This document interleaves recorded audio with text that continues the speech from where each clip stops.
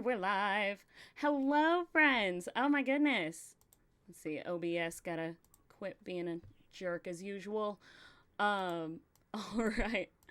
Hello. We're back. Hello, everyone. If I sound different, fun fact, you guys know my birthday just passed, and I got a new microphone. So let me know if I sound better, if I sound worse.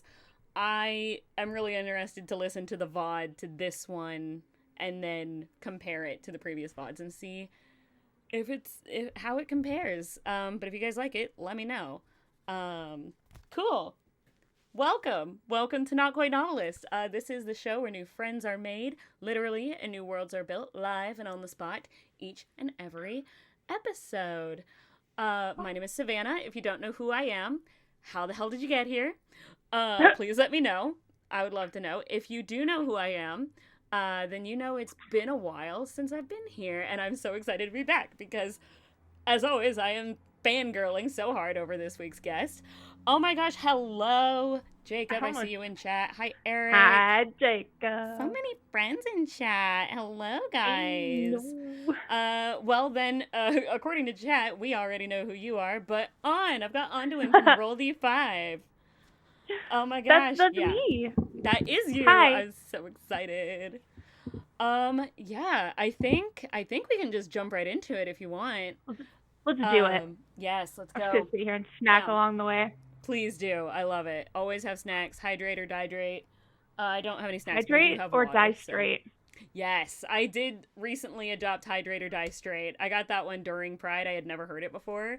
And I was like, so yep, good. Keeping that one. That's a good one. Amazing. I need a sticker that says that, like right here. You should. I print stickers as my day job. I will make that happen. I should have waited to order stickers. Yes, yeah. Also, oh my gosh, I could have gotten them from you. Absolutely. That's actually, now that you know, I try not to mention that it is my day job, but like, we're all friends here in the chat right now, so fuck it. This show is always supported by All City Print, your one-stop print shop. If you have merch that you want to make, if you need t-shirts, stickers, embroidery, custom engraving, we do all sorts of shit. Go and place your order, and if you use the promo code Not Quite Novelist, when you go and get a quote, you can get an order of 50 free stickers printed by yours truly. I am personally going to be the one that prints them for you. So, is it too late for me to cancel my order from somebody literally maybe 4 hours ago? Did already 5 stickers for packs. Oh wow. No, I don't know. Maybe. We'll just check Gmail real Go quick. check. Go run. I gotta go check. We can keep going though. Yes, while you do that, I'm going to go ahead and just get us started. So, Onduin, I'm not sure if you know how this works, but this is what we do. We have very sophisticated random prompt generators. By that, I mean I have these 2 really cute teacups. They are filled with slips of paper. Some of them are themes, and some of them are tones. I'm going to draw one from each, and from there, the training wheels come off. There, you can't go off the rails when there are no rails to begin with. We just get to make up some characters. We get to tell a story, and see what kind of chaos we get up to after this. I'm so excited. Okay, I already love this. And I'm not going to tell you what the theme and tone are until the audience sees it, because I think that's funnier. That's just me. I love this. All right. Yeah, it's fun to like keep people in suspense, you know. Is it too late to cancel my order? I love that. I just emailed their customer service. That's awesome. Oh my gosh, I'm so proud. That's awesome. I love that. Gotta support people in this space. Please. I also get a little commission off of that, so help me out, please. Oh, we're gonna make it happen. Yeah. All right. And while we do that, our theme and tone for this week's episode is witches and sitcom. Oh my So God. so we're just going to make my life. I was gonna say. This is just me as a person. Oh my gosh, I don't watch very many sitcoms. Okay, I'm gonna have to Are we like just gonna dig through make my brain. like Charmed basically? Like that's so I've never funny. seen Charmed. Neither have I. I've Okay. seen like a couple I was of like, I'm gonna offend episodes. someone. Yeah. I've seen like the first couple of episodes. No. Which is funny because like as a witch and a younger millennial, you would think that Charmed would be like my shit, but yeah, I've never yeah, not my thing. Well, it is my Google thing. I just have never sitcoms. watched it. Sitcoms. So the sitcoms I grew up with were King of Queens and Will and Grace. Those were my favorites as a kid growing up because they were my mom's. She would always play them, and I love those. So that's what I'm imagining of like, some kind of like roommate sitcom situation or like Friends, you know what I mean? Like shows like that. Modern Family. Okay, Brooklyn Nine-Nine, Superstore. Yes. Oh my I've gosh. seen those. Abbott Elementary. Seen that. Friends and OG Okay. Charmed. Yeah, no, Eric, I have seen a couple of episodes of Charmed. I did really enjoy it. I have seen all of Friends, because there was a few months in my life that I just kind of put it on Netflix because I was like, I feel like it's one of those things that I have to watch at some point in my life. You I know, didn't like it. it's okay. I didn't get the hype. Yeah, it's not my fave. You know what was my I'm so fave? glad somebody else You feels know what that was way. my fave? And this was a sitcom that I watched. I think I've seen the entire series because it was my background show for a really long time. Where it was like, the shows where you would just put on the TV and then go like clean your room or do the dishes Grey's or whatever. Anatomy. I've been getting a lot of Grey's Anatomy YouTube shorts lately. Like on my my Instagram and my YouTube like algorithms are giving me a lot of like reels and shorts like clips from it. So I've never actually watched Grey's Anatomy, but I'm getting a lot of that. Like, Yeah. it's interesting. But no, it was also a hospital show, but it was Scrubs. I fucking love Scrubs. Oh, Yeah. love Scrubs. Love Oh, Scrubs. that's great. Yeah. Scrubs is great. So I'm thinking like a roommate Where do you type think of we are? I am thinking like a roommate type of like situation. Maybe it's like a witch or like it's either two witches that have like totally different practices or like It's giving. Oh, what is that show? The bitch are in you apartment something. real quick Uh, the bitch in apartment 23, is that the one yeah, yeah, yeah. that one was, oh my god, I love that show. That one was That was what the so good. fuck is that character's name or the actress's name because I love her so much. Just because she plays Jessica Jones. Yes. Yeah. I love her. Coven-based sitcom. Yes. Kelly. Hi, Kelly. Thank you for chatting. First time chatter. Hello. Yeah. So yes, bitch in apartment 23. Wow, I haven't, or the bee in apartment 23 because it's supposed to rhyme. Oh yeah, I guess that's true. But this, yeah. So now I'm thinking maybe we do like a story where it's like two like roommates, two witches who And it's called And They Were Roommates. yeah, yes. Oh my god, yeah, that's perfect. But like two witches who live together and you know what's interesting? This is making me think of this. There is a creator on Instagram that I follow that I really love. Her name is like Poppy Lore or something like that. Her name is Laura, and her girlfriend are like completely in love, which is adorable. Like there's them as a couple as creators are great. Yeah. Hi Mika. Hello. Hi, darling. Eric is so right. It's called Broommates. Yes, it's called Broommates. Okay. Okay. So we've come up with the name of the episode, correct.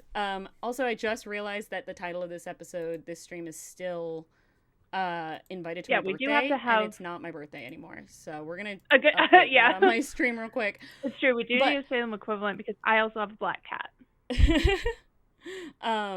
Okay, so real quick, so this creator that I follow, I absolutely like love her, but her and her girlfriend are working on this show that is an enemies to lovers like sitcom show that is a vampire and a human and it's super gay and it's super cute. Oh my gosh, it. I haven't seen it, but the way they like promote it is adorable and it looks so fun, and I can't wait for that to come out.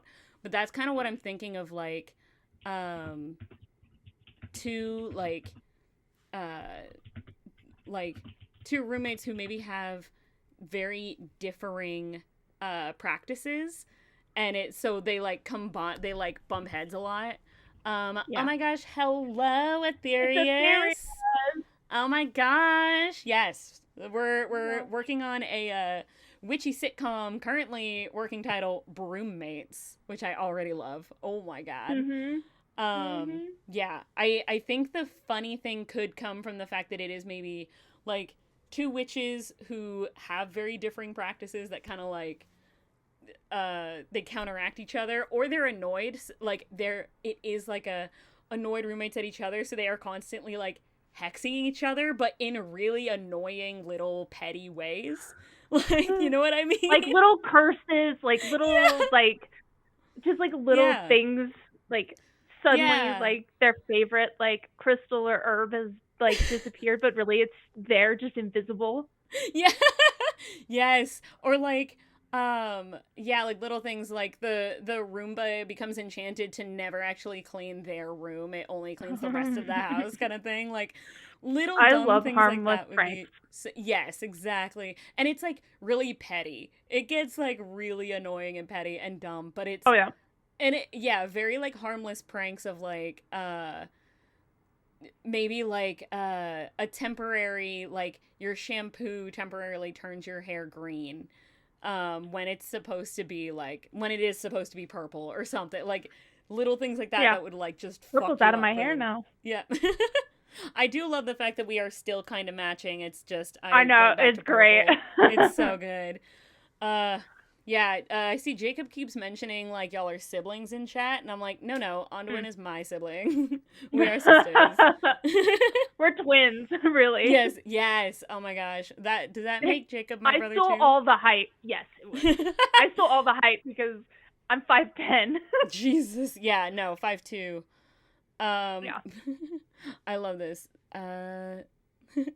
This is This so cute. Aetherius. This episode is like saying my adopted and birth sisters get to hang out for the first time. Yeah, the fact that Aetherius, after Castleton, Aetherius truly was just like, this is my sister, and I'm just like, this is my brother. And that is, we are now Yep. family, and there is no way we can get around that. We're never Correct. escaping each other, and I love it. Oh no, I'm so upset by this. Oh no. So we're all we're all family here, and it's very weird, but it's very fun, and we all Yes. love it. And very gay. Oh, so gay.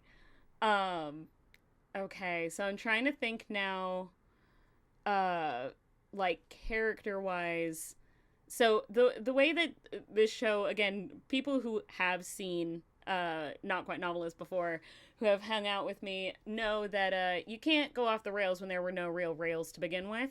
There is one rail, and usually it is, aside from like the prompts, but usually it is like, okay, within this, who are you playing, who is your character and who is my character. So this, I feel like, is easy for us to figure out which roommate is yours. Like, describe your witch character in this roommate sitcom.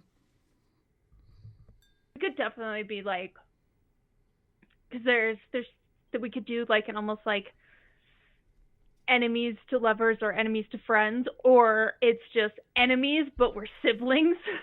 Or, I mean, we could just go, like, because everyone talks about, because the more I realize what we were talking about, to figure out a new way to do this. There we go. We're back. Okay. I'm so sorry. Everybody refresh. Refresh. Huzzah, Come back. bitch.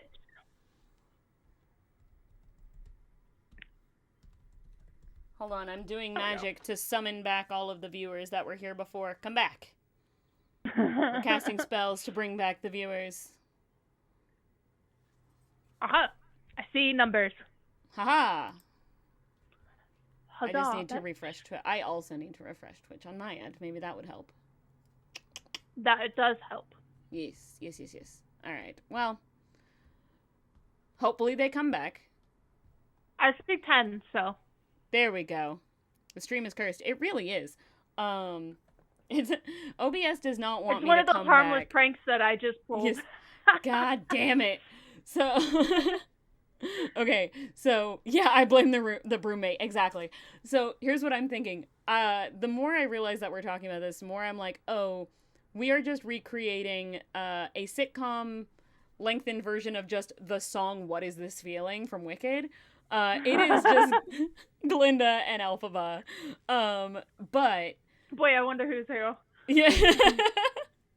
The funniest thing is, like, 99% of the time in, like, if I'm doing, like, a private RP or, like, you know, just any kind of, like, freeform kind of story writing, I am usually playing the Elphaba type, which is really funny to me. Because look at me. That is not me. Yes, okay. But because this is very, like, we have to make it gay. If we're doing a Glinda and Elphaba dynamic, I am this is not a fan fiction. Yeah, exactly. We are just living out our fan fiction of Glinda and Elphaba. So that's all I want in life. I definitely think it is a, like, light and dark magic kind of thing. You know, it would be kind of interesting as a sitcom mechanic, a reset between episodes. So if you get into it, oh, yeah. Green default.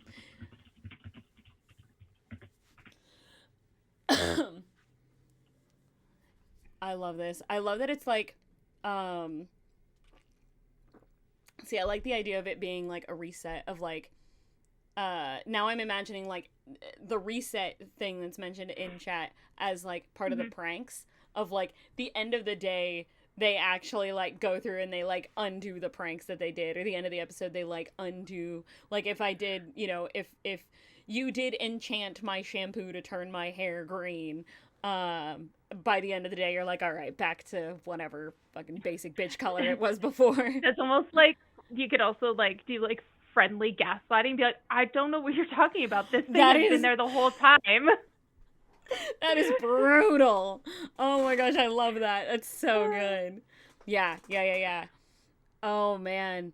Oh, I think so. My character would do, like, little things. I feel like, just for plot wise, I could see my my witch character doing, like, little spells and stuff that seem like more than harmless pranks. They actually seem like really bad, but at the end it's like, oh no, I was doing all this to yield good results. Like, oh, you didn't get the, like, job you wanted and you're blaming, like, my magic. Actually... Yeah, I did that because I found out your potential boss was a dickhead, so I made sure to cast magic to make sure you didn't get it. Like, little things like that, and it's like, yeah, you think I'm ruining your life, but I'm actually, like, in love with you.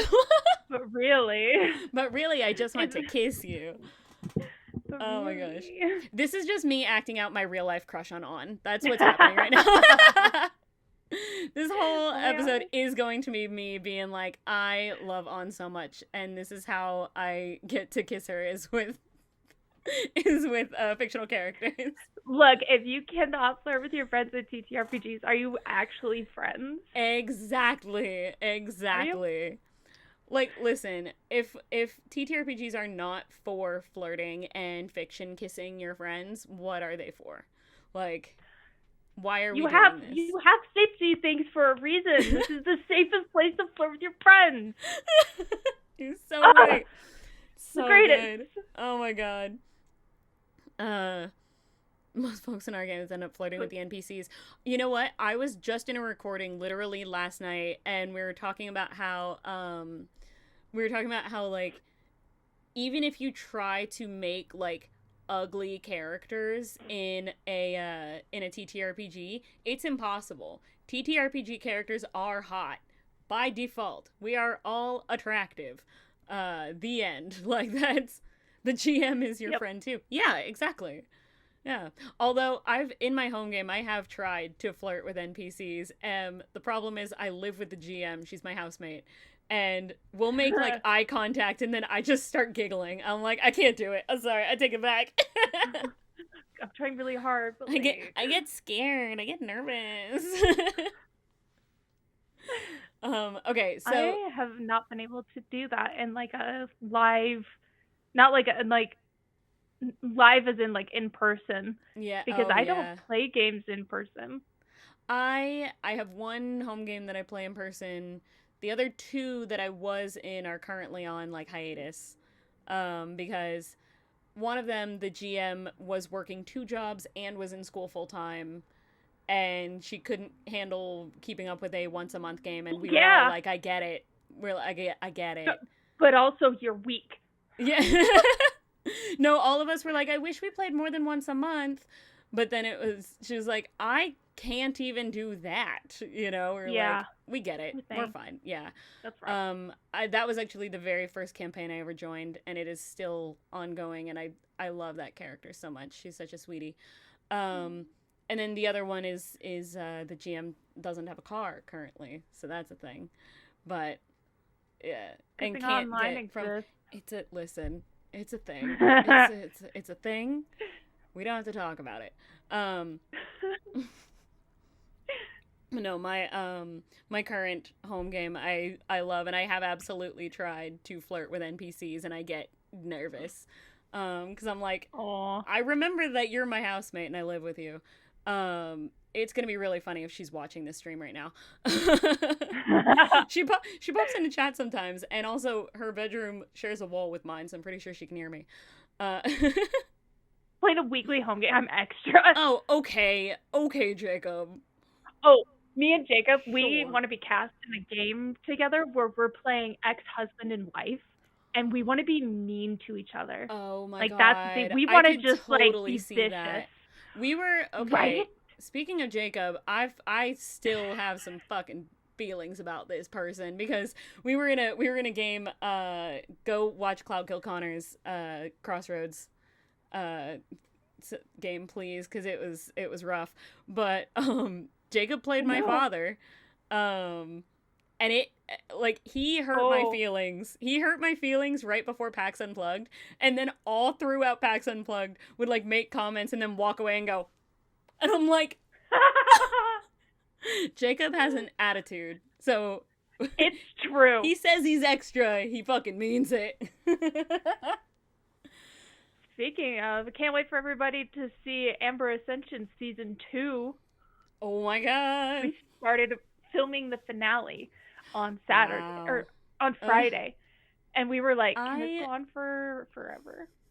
I need to be in more like I need to be in more games and more campaigns. Someone Me cast too. me, please. Like, Please, someone put me in something. please. I genuinely, I really, really just want to be in a long form campaign. I Me have done, too. after Castleton, I have done one shots and I've done like miniseries, and I'm like, all I want is to really like get a character and really sink my teeth into it. You know what I mean? Like, I just want to get Yep. so involved in a character and like play her for more than like 4 sessions, please. That would be amazing. Someone That would cast be me, please. so nice to do. Like Right? I can like I've done like a couple like short series where like they don't go on Yeah. for very long, but like I have such a one shot mentality that Yeah. I am like I don't know how to play long term character, but somebody let me have the chance, please.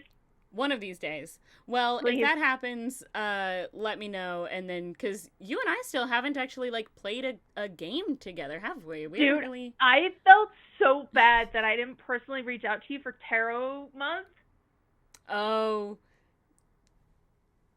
One of the biggest regrets of my life. I felt so bad. It's I felt fine. so bad. It's fine. We'll do it again. Don't worry, we'll do it again. Yeah. You better. We have no choice. Speaking of tarot, actually, I want to bring that up. Speaking of tarot, guys, my Ko-Fi is still open. If you guys are interested during this stream, you can go and check out the Ko-Fi rewards options over on the page. And if you donate $1 to the Ko-Fi page, you will get your little fortune read out of this little paper fortune teller that I was very proud that I remember. I have stuff now too. Yay! I have an Anatomy of Tarot deck and an OG Tarot deck. Wait, I love the Anatomy Tarot. Oh my god. That deck, I never got it personally, but I've had friends who had it, and that deck has called me out on more than one occasion. It's so pretty. It's so like beautiful. The skulls and the flowers. But yes, so I do still have my Ko-Fi up.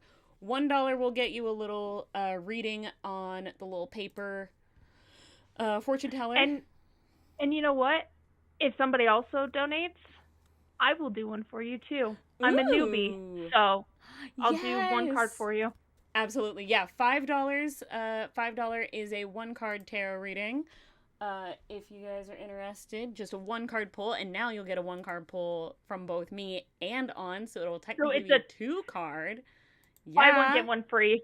Yeah. Oh my god, yeah. We're running a buy one get one free sale on Ko-Fi donations at the moment. Hold on, I should probably log into my Ko-Fi really quick. Give me a second.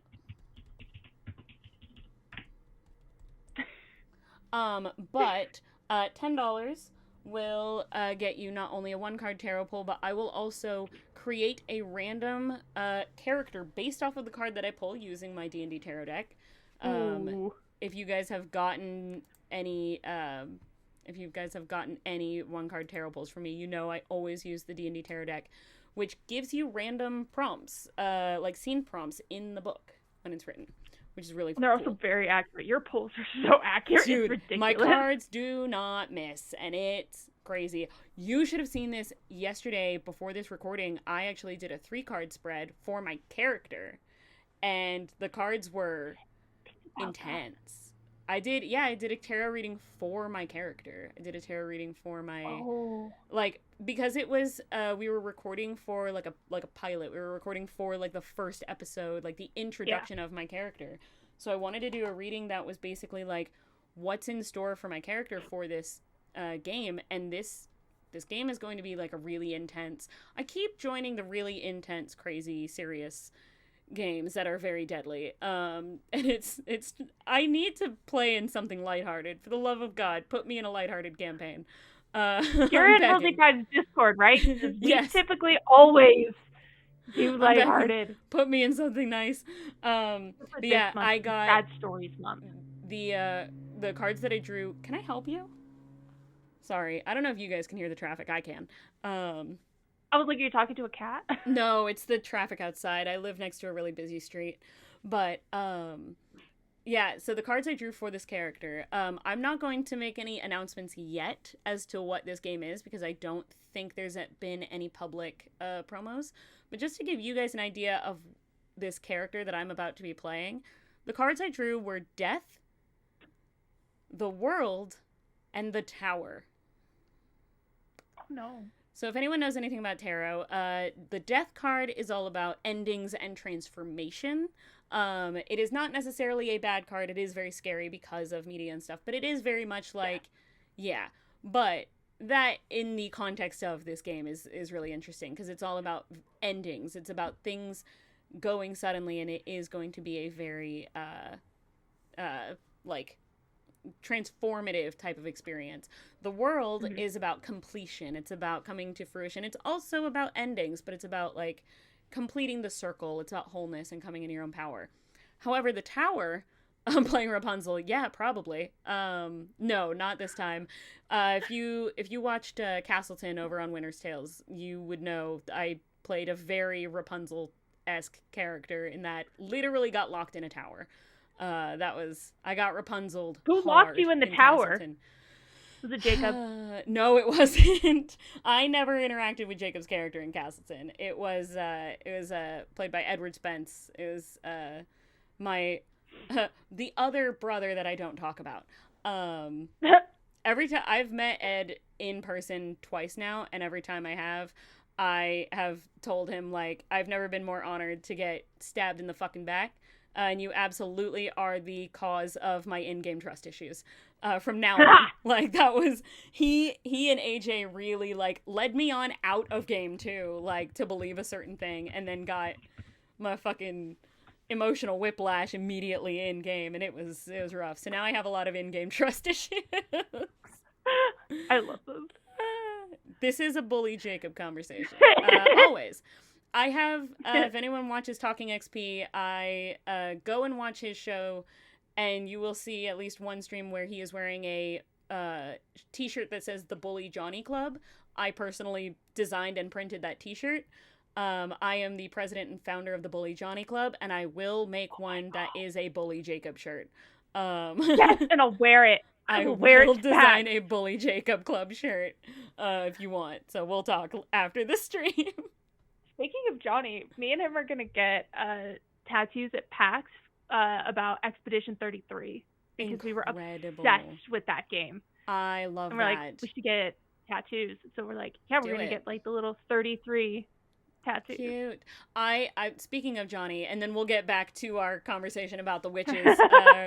This is what I mean is like, yeah, the ADHD demons are hitting hard. My meds have worn off completely, and I didn't take mine today.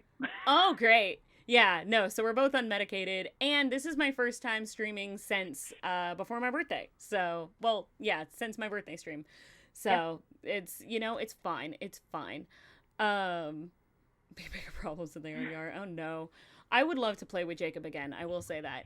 But, no, speaking of Johnny, there is a bit on that you pulled in something that Johnny was running that was an idea that I had conceptually, and then I saw it played out. I saw you do it, and it made me laugh and also so pissed that I didn't get a chance to do it first, which was, I can't remember the game. I think it was a Candela thing, but I could be wrong. But you were playing something with Johnny where you were a warlock, and your patron was just Johnny. Oh my gosh, that's right. Yeah.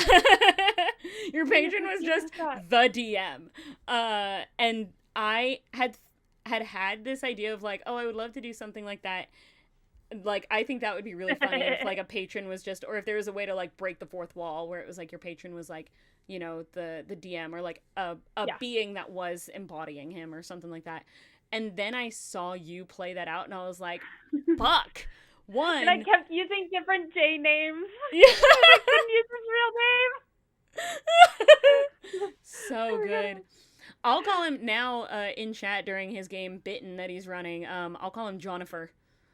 Because he pulled something and it stressed me out and everyone was like, Johnny, why? And I just went, Jonifer. Jonifer, please. Jonifer, no. Yeah, so that's his new name. If anyone wants to go and bully Talking XP, just call him Jonifer. I'm going to do that now. I'm just going to message him right now. Just say, Jonifer.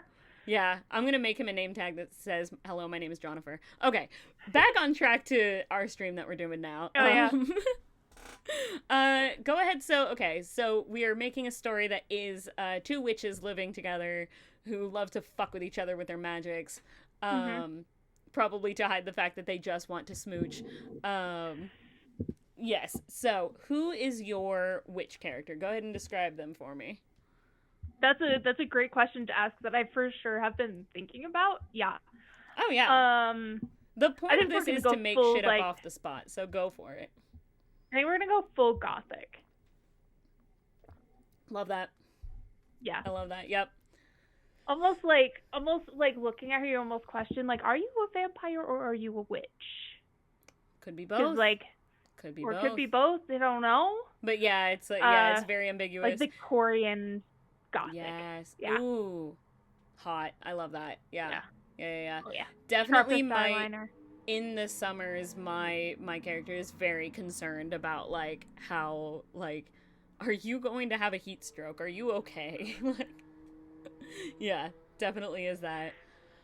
I feel going out into the sun with black tattoos because oh my gosh, like, it's so hot. Like it almost covers like my entire part of my arm. Yeah, it is hot.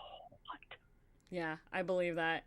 I think my character. Okay, so this is. Have you seen the like meme that goes around on like TikTok or Instagram where it was like every black cat needs their orange cat? And it's like one like kind of gothy, but standing there, and then you got the like kind of dancing like redhead that comes around. Oh my gosh! Yeah. It's so funny because actually my housemate literally sent me that kind of meme this morning and was like, "This is us," and I was like, "You're so right." So this makes sense. Okay, thank you. Thanks for stopping by. Have a good night. Sorry, I get distracted by chat. I mean, it's a conversation. So. I do. I love chat so much. I also, I forget frequently that there is like, I feel like chat is just here in the room with us hanging out. And I forget that it's like, that's an audience. And I'm like, no, I like it to be like, I'll stop mid-sentence to go and chat with whoever is like talking over there. So yes, yeah, I think my character. I think I want to go full like hippie.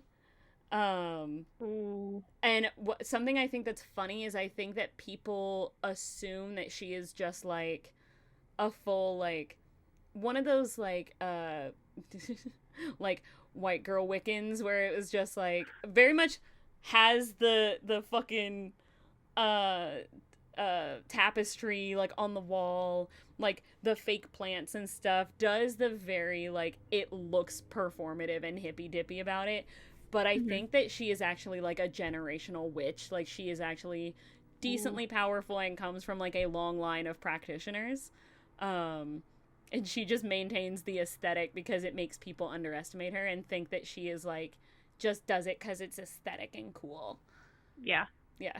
That's what I like that. Yeah. So because that happens, honestly, like there are some parts of me that I do that because I'm like, I'm not going to tell you how long I've been practicing or whatever. And people are like, I will lean into stereotypes hard sometimes just because it's really funny. And I think that's kind of her vibe is she'll lean into this, like, she probably has like really long, like wavy hair that she'll like keep in like pretty braids, but she'll wear like the hippie maxi skirts and she like Ren Fair inspired look. Yeah, it's like a mix between like Ren Fair and bohemian kind of aesthetic, and she's definitely like over decorates everything, does like festival makeup and stuff every day. I think people think she is kind of just she definitely talks like this and has like the Valley girl. Oh yeah, she's got a big like Valley girl accent that she like leans into a lot. Can I speak Spanish? Sama. Sounds like Spanish to me. I cannot. Every time somebody says Valley girl accent, sounds like Spanish to me. I can't. I have to do it every time. My actual like Valley girl, whenever I turn into like California girl, I actually lean into doing more of like the Elle Woods voice. I worked at a makeup store in California for like 2 years, and so I got really good at talking like this and getting really excited. And that's the voice. I'm from California, so nice. I lived in Northern California for about 4 years. Loved it. But I was up in the like Sacramento area, which I loved. Honestly, I miss it a lot. San Diego. Hey, I've only been to San Diego once. But I did really like it. It was really nice.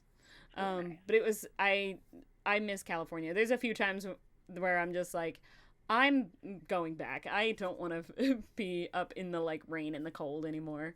That's where I want to be. I love to be cold. Get like up here in the Pacific Northwest. Come hang out with me. Me too. Get up here. If we hadn't bought our house right before COVID and we got our house at a great price, we're like, we will never be able to leave. Yeah, I get it. Well, whenever you decide to do a full cross country road trip, come hang out with me and come visit me. I'll kidnap you. It'll be great. Okay. Oh, I definitely think that my girl drives like a Volkswagen like bus. Like she has transferred. She does like have like a van that she has converted into like her like art studio / like travel altar space. I'm thinking of like subverting expectations a little bit. Maybe, so I'm deciding between two cars, like maybe like a Mini Cooper or cute, like maybe like an early 2000s Forester, but like the toaster Forester where they look very boxy. Yes, yeah, but it's like a dark green. Because I think if you go into like, a room. So like every car in Portland, like every apparently that's so funny. It's every lesbian in Portland drives that car. That's so good. It's my favorite affordable car. If we're going like unlimited money, it's got to be the Audi R8. Iron Man's car. Yep. That is my dream car. I think my character, I think she does come from like come from money. She has like rich parents, but she's not like, she doesn't pretend like she got things like on her own. There's a lot that she has kind of gotten. I'm a nepo baby. Yeah, there's probably a lot that she has gotten herself, like that she like really worked for, but like her car absolutely got when she was like 18 as a high school graduation present from her dad. Mm-hmm. That she was like, I really want this kind of car. But he just got the car for her. She went in and like gutted it and did the actual work to build out like what she wants it to look like. And I think she did like van life. She was like a she she was a van life influencer for like a year. Oh my god. Yeah. I love this. She leans into it though. She knows how ridiculous it is, and I think she like leans into being almost like a parody of herself because she thinks it's funny. And then she eventually was like, all right, I don't really want to like be the van life thing, so she like decided, okay, I'm gonna go and actually maybe go to a city that's like farther away from where my family is and actually try and like, you know, be a normal person. Turns out she really likes showers. yeah. But she probably like got like moved to a city like that she had stopped at while she was traveling and doing this like cross country road trip thing. Realized she really liked it. Got this apartment, like got into this apartment and like asked her parents to cut her off. Basically, it was like, I want to actually be a real person now. I'm kind of sick of doing this like, you know, van life. I'm sick of doing the influencer thing. And she was like, I want to actually do something on my own. So they probably gave her like, you know, a little bit of money just to get her foot in the door to get like a job or like while she was, you know, looking for a job. And then she was like, and then that's it. Like, I don't want to accept any more, you know, money or help or anything. I think her mom is definitely also because she's like generation of witches. Autumn, hello. How you doing? That's my sister in chat. Hello, sister. We are making witches who are roommates who are annoying to each other, but they're also gay and they want to kiss. But they're too prideful to admit it. Yes. So my character so far is a hippie, and they were roommates. No, Asti, they were broommates. Yep. Oh my god, yeah. So yeah, my girl was a van life influencer. Her mom was definitely like, her mom runs like a homemade skincare line that like she makes all the ingredients and does all that herself. I'm so into skincare. God, me too. as a person. Yeah, no, me too. Recently, I've been getting super into researching like Korean skincare just because I'm like, it is fascinating. That's to me, and all like, I do because I was on Accutane twice, and and Korean skincare is the only thing to have like healed my skin.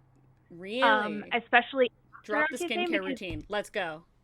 I have it, so I will drop it. Yeah. Let's. One of the best brands is called Numbuzzin. Numbuzzin. It is incredible because it is it's very affordable, and I've been trying out every single one of their things. Okay. It's skincare by number. So like you can pick and choose different things based on number of what you need and mix them all together to be your perfect skincare routine. That is sick. Wait, please drop the name of that in chat so I got people can yes. That's make sure I spell it right. Sick. Oh my god, I'm obsessed with that. Yeah, like I said, I worked at an Ulta for like 2 years. I'm super into skincare. I'm super into makeup. Like, yeah. That's so cool. It is fantastic. Yeah. And truly, Koreans are next level when it comes to skincare. So, like, especially because it's all about hydration. Yes. That is like their number one thing. Like, especially in Western skincare, when it comes to like acne, it's all about dry it out, you know, that kind of thing. But with Korean skincare, it's like moisturize it, take care of it, skin. Yes. Hydrate. It's incredible. That's so cool. Okay. Oh my god, wait. Target has some numbers. That's interesting. Weird. Okay, yeah. I haven't looked at Target in forever because they're on the blacklist. I really haven't, and I'm like, but the first thing I looked up when I googled Numbuzzin was a thing from Target that said their skin softening serum and the little thing that says pick up today. So I'm like, interesting. Oh, then you gotta do, okay, so one of the things that has changed my life. So Mm-hmm. there's also VT Cosmetics has their Riedel Shot cream. So it's kind of like there's Mm. a couple different versions of it, but my favorite one is it's in a white bottle and it's meant Yes. to help your skincare products sink in and actually like work better. So you do that as the first layer, but the key is the very last step, and it's by Medicube. It's called the Okay. Collagen Overnight Mask, and it's just this clear Ooh. mask that goes on after your skincare is over. It dries down completely, stays on overnight, and then you just peel it off or wash it off in the morning, whatever you want to do. But it locks in your skincare so when you're asleep, it doesn't rub off on like your pillow or your blanket. It stays on your That's face. So then genius. you actually get the benefits of your overnight skincare Yes. without them just like disappearing into the void. Okay, so I need to you just need to write down the full routine and like send it my I will way get 'cause you the that's full wild. routine and I will send you like the images of the Yes. bottles themselves. I will go shopping. That's so cool. And Oh it's my all god. very affordable Good, good, good, good. because I I can't afford to get into Yeah, that bougie cuz broke stuff, bitches. and a lot of the times that stuff is A just lot of the time you like can it's as find good like as the more affordable. yeah. The It's literally the Ordinary same. is definitely one of my favorites. Like my holy I love the grail ordinary. ingredient for myself is the Ordinary's niacinamide serum. Mm, Um I niacinamide. the niacinamide I have had times where like okay, I ran out of my moisturizer so I switch moisturizers or I ran out of so Hmm. I get a different cleanser or whatever. The only time that I notice like really bad difference in my skin is when I run out of niacinamide and I don't replenish and I use something else. Yep. The Niacinamide's Ordinary's good. niacinamide serum I use religiously. Does not matter what other brand of products I use in my routine. Yep. That one has to stay no matter what Exactly. because Uh, that has yeah, it's wild. I love this. Same with Okay, chemical so exfoliant. for funsies, I'm gonna say I think that this is one thing that also like subverting expectations. Your goth character is a super like skincare queen, is like I was super into just it. thinking about that. And I think oh, what if your character is like actually like a really big fan of my character's like mom's skincare line? Like, what if they're like And really good like ingredients? They're specifically like puts it in bottles, like vintage bottles. So like you don't know that that's yes, what they're from, but that's the skincare's so in these really funny. fancy bottles and Yeah. stuff. Meanwhile, my character does have the mom's like full collection, like full line. Um and Some is stuff randomly goes missing sometimes. yeah. Oh, that's so good. But I think it's because it is one that is like all about like hydration and taking care of the skin. So because like, Mhm. goth queens all about makeup, you have to be Have really to be like perfect skincare really routine. good about taking the makeup off and making sure it is all taken off and stuff. Yeah, Double cleansing. cleansing the Garnier vitamin C cleansing balm has become my best friend. I love Ooh, that thing so much because it's like a massive tube and it's like $15. Like, true. yeah. And I it do works the like oil cleansing and then the I foam cleanser. I do love oil cleansing. The one brand that I have become obsessed with because they are really cheap and they are really light and really effective for me are the Peach Slices brand. Ooh, Their acne cleanser cuz I get them at Ulta, super yeah. easy. Usually on sale. Like a lot of the times when I go into Ulta, I can find them on sale. At like a buy one get one 40% off or whatever. Um Mm-hmm. but their acne cleanser and then the snail Snail moisturizer. mucin. Yes, the snail moisturizer for peach slices, but they also have my favorite pimple patch because they do I the oh, deep blemish with the micro darts, the those peach, are the best. and they feel good Oh, too. Like for me, I'm such a like fidgeter, so like my stim is not taking touching the yeah. acne; it is just pressing the I micro did that dart patch too. into my skin because I'm like, this still gives me the stim I It's wanted. almost like you're pumping like the skincare into it, and you're like, I feel Yeah. good about this. This feels good. Yeah. I love them. So yeah, the peach slices micro dart for deep blemish pimple patch is my fave. 10 out of 10. Which I'm pretty. I think that peach slices might also be a Korean brand. I could be wrong. It feels like it should be. Yeah. If it's not, it is definitely inspired by. Yeah. But yeah.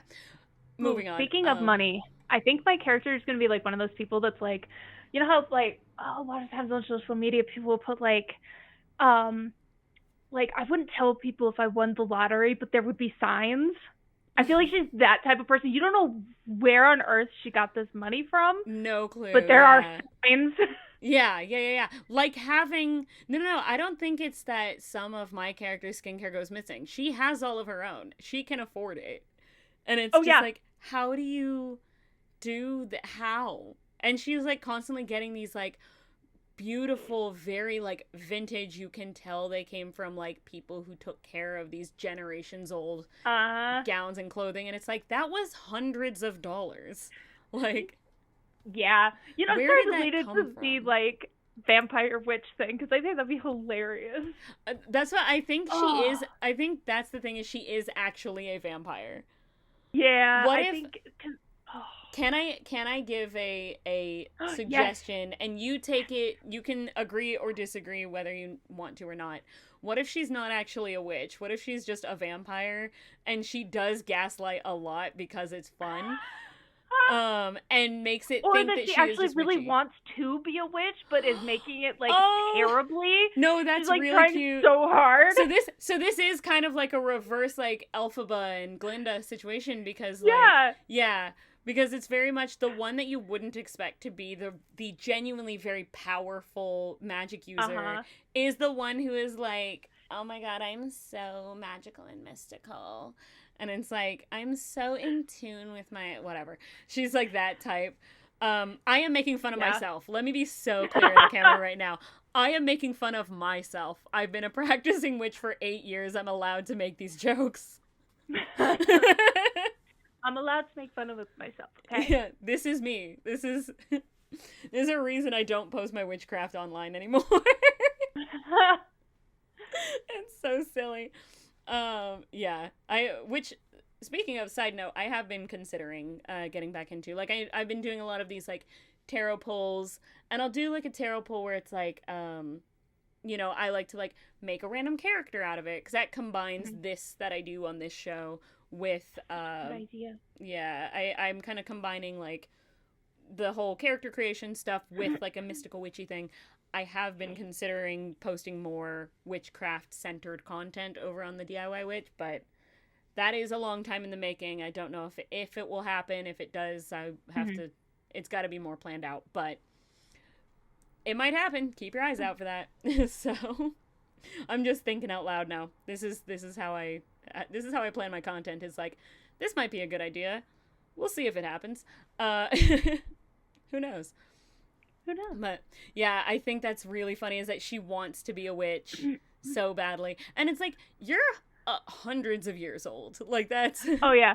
I think she's like suddenly inspired to be a witch, and it turns out, like, every, like, thing that she tries to do, like, does it, like, the tiniest bit wrong, but, like, ends up being disastrous, like, accidentally summoning a demon, or, you know, something, like... Yeah. You're kind of like, how did you do that so wrong that this is the result that you procured? But it comes so effortlessly to my character. Like, I think... Yeah. Hear me out. Like, she's out doing... Maybe she did keep up the, like, influencer thing, but she ended up, like, working specifically for a brand, like, getting a real job. But she works, like, for a brand now, or she, like, does, like, you know, promotional content, or she works on the back end, not in front of the camera, and now she does, like, content strategy and content, you know, she's, like, that kind of, like, person behind the scenes. So she's, like, out at work, and your character tries to, like, do some witchy thing, because, like, oh, I, like, you know, shouldn't have snuck into my roommate's room, but I found her spell book, and now I want to do this thing. Oopsie. Accidentally summoned a demon. But when my character comes home and there's just a demon in the house that you're, like, panicking, can't get rid of, I'm just like, hey, Balthazar, what's up? How's it going? Like, this has happened before. I've summoned this one before, and he's just, like, a buddy of mine. I did this one on purpose, and I'm just sitting there like, I'm so glad you guys are friends. I totally did this on purpose. Yeah, that is where the vampire gaslighting comes in. Yes. Yeah. It was like, oh yeah, I knew this was, we were planning your surprise birthday party, and it's like, my birthday is in 3 months. Like, what are you doing? It's kind of like superheroes trying to like explain away their abilities. Yes. They're like, yeah, or there was one with Tobey Maguire's character where he's like Spider-Man, where he's like wrapped up in bed, and she's like, what are you doing? He's like, I'm totally naked under here, and just leave. And she's like, why's your face all dirty? And he's like, I was cleaning the chimney. We don't have a chimney. What? It's like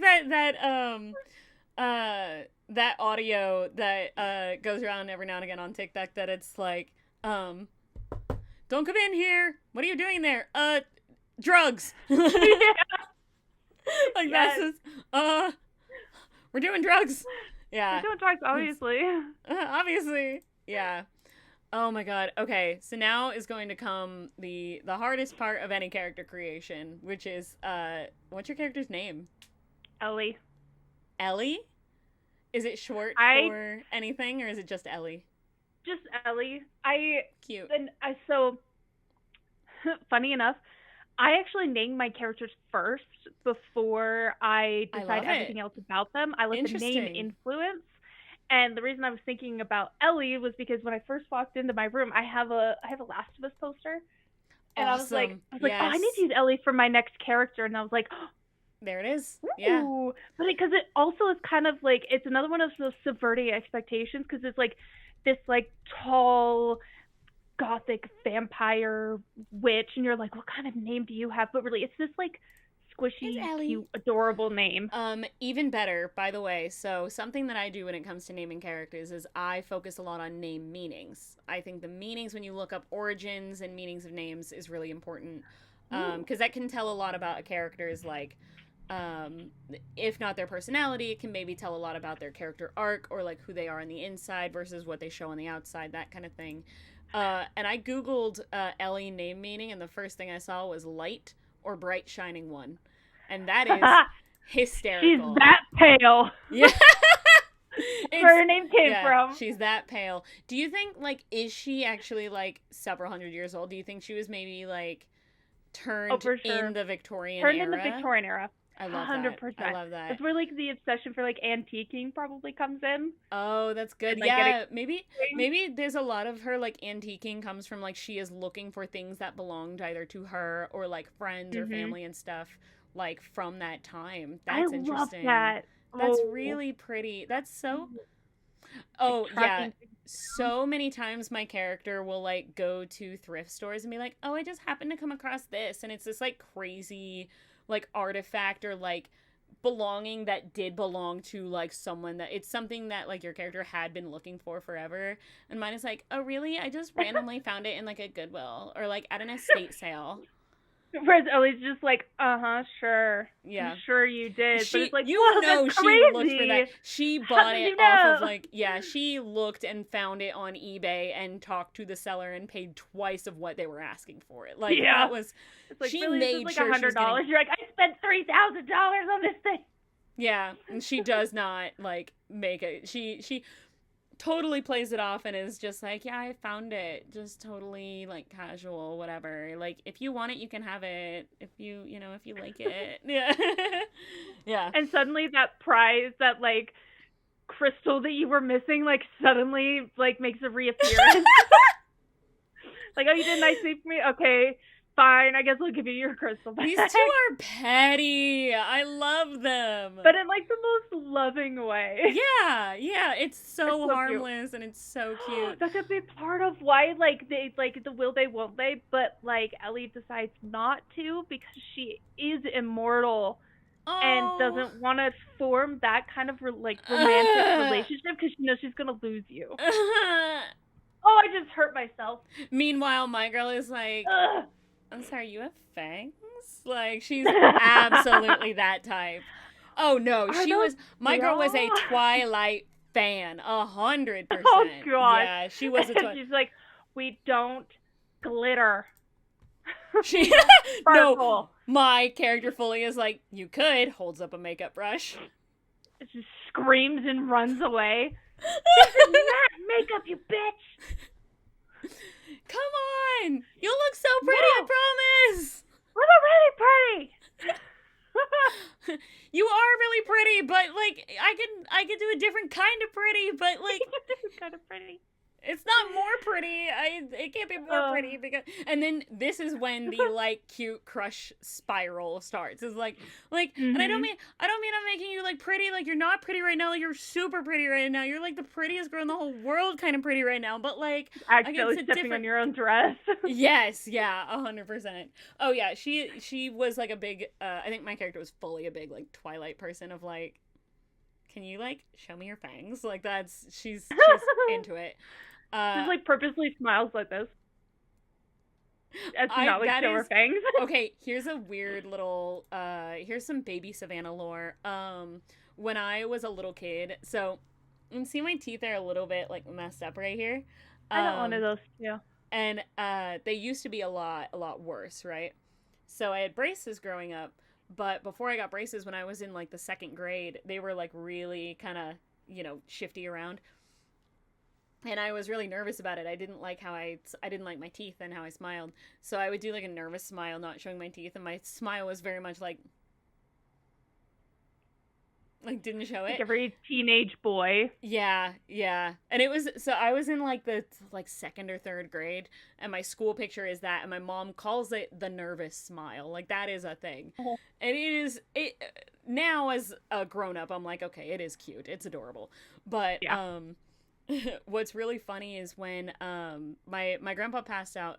He passed in 2019, and for the funeral we were looking for pictures of like the family, and then we were also looking through older photos of him, and we found a photo of my grandpa as a child, and it's the exact same smile. It is like it is just a replica, and I was like, I never looked like people on that side of the family. Like I never thought I did. I'd take after a lot from my dad. And then I saw that and I was just like, dude, it was so cute. I wish I had the side by side right now, but yeah, it is like because he was about the same age and he was just doing it's so precious. Oh my gosh. So okay, now we're bringing vampires into it. This is not the first stream I've had where randomly vampires have been brought into the story, regardless of the fact that vampires are not either of the prompts. Vampires have been brought randomly into the story, I think, on like 4 separate occasions. Like, for sure. We are a bunch of vampire fans, and I love it. Yeah, I mean, Astarion, please. Please. Okay, so I think I have some vampire lore questions now for you to try and like build out this character. If we're thinking about vampire lore, what vampire piece of media do you think is going to be the closest to this type of vampire? Like, do you think that this is like a Buffy type of vampire where they like transform and have a different face?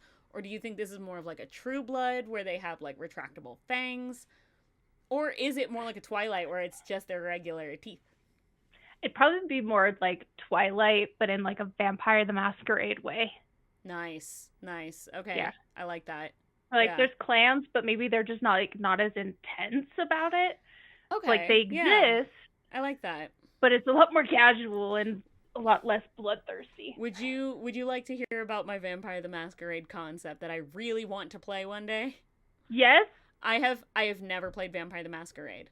One of my favorite moments from PAX Unplugged was I met Jason Carl, and I told him this character, and he was so nice. He bought me a drink. He bought me a glass of wine because I complimented his scarf. He was very kind, but I got a chance to tell him, like, I've never played Vampire the Masquerade, but I have this character concept. I am fully accepting that if I play this character, she will probably die in the first 5 minutes, and that's fine. For sure. Because this character came from a random, like, I do a lot of like freeform RPs and stuff and like stories with my friends. Like this Broommaid story, I could totally see us going into like a private chat and just like RPing this story out because it's fun. That's the kind of stuff that I like to do. But so this character came from an RP that I had a few years ago. But she's not a vampire, she's a human. And the character concept is that her brother is 10 years older than her. When he was 24 and when she was about 14, their family home was attacked by vampires, or was attacked. Parents were killed, and he was turned into a vampire, but she survived because he was turned trying to protect her, right? And so she like stayed hidden. And he decided he was going to like stay in the home. He was going to continue to like raise his sister because she was only 14 when it happened. And he became like her parent, her caretaker, because he was 24. And ever since then, she had become absolutely obsessed with the idea of she needs to become a vampire before she turns 24, like before her 24th birthday, because she refuses to be the same age or older than her brother. She needs to stay his little sister forever. And so she became, because this happened at like, you know, such a formative time in her life, she was only 14, that this became an obsession that he hoped was like a phase that she would grow out of, and she never did. And so what I would love to do is in the story vampire, in whatever game I play, it would be like, you know, maybe a few months before her 24th birthday, and she gets to a point where she is like, if you're not going to turn me or find somebody who will, I'll go find him myself. And she like leaves home, and she essentially just starts walking down the street with her hair pulled to one side like, oh no, it's at night, I really hope that a vampire doesn't come and bite me. You know, it like becomes that. So she's gonna start pulling some dangerous shit. But I would love to see that happen with her. Yeah. She's I want to play. And I told that concept to Jason Carl, and he seemed interested. And I've also told it to Matt Stormcrow, and I'm like, hey, Matt, when the fuck are you gonna run a game for me? Like, put me in. I want to play this character. Put me in, coach. Let's go. Yeah. That's why I pulled out like this necklace. So this is my character Lilith from Aaron My Laundry's Vampire the Masquerade game. That's the Philly by Night, right? Yeah. Yeah, this is one of the, because she has a lot of gothic necklaces that she'll wear. Oh, Ellie for sure wears stuff like that. And do you think Ellie like has like the scar from her like bite anywhere? Oh yeah, and it's hidden by all of the necklaces that she wears. Oh my god. So it's not super obvious. I think my character is I'm trying to think of a good name for her. I think it would be something that is kind of darker, which is going to be interesting, but it is something that like maybe it's like subverting expectations. Yeah. Oh my god. Where did you get those sunglasses? I actually 3D printed them. Incredible. So they're 3D printed, and I have so many 3D printed props that I just have like readily available at all times. Yes. And this is one of them.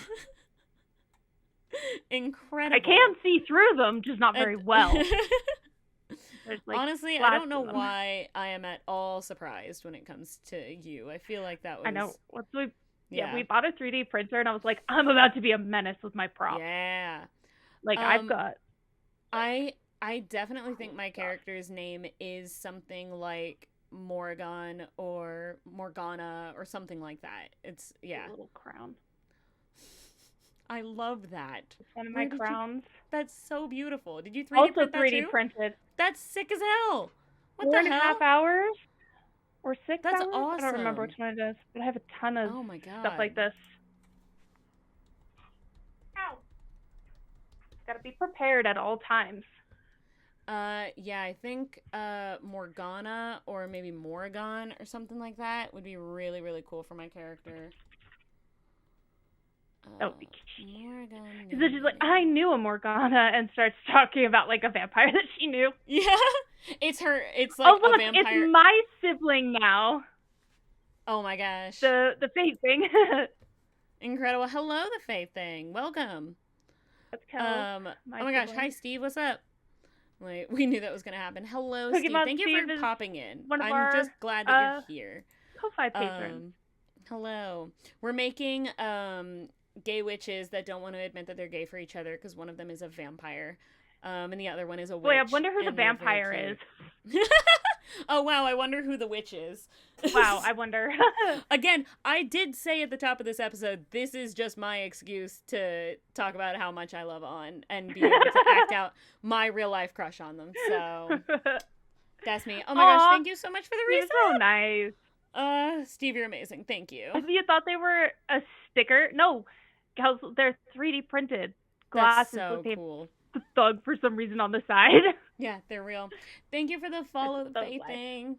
For people who don't know, who have never been here before, which I think is the faith thing, and there might be somebody else, but basically this is welcome to Not Quite Novelist. You cannot go off the rails if there are no rails to begin with. This is the show where new friends are made, literally, and new worlds are built live on the spot each and every episode. I get 2 prompts, themes and tones. Themes are going to be more like characters, so like witches. Tone is going to be either genre or setting or some kind of other classification.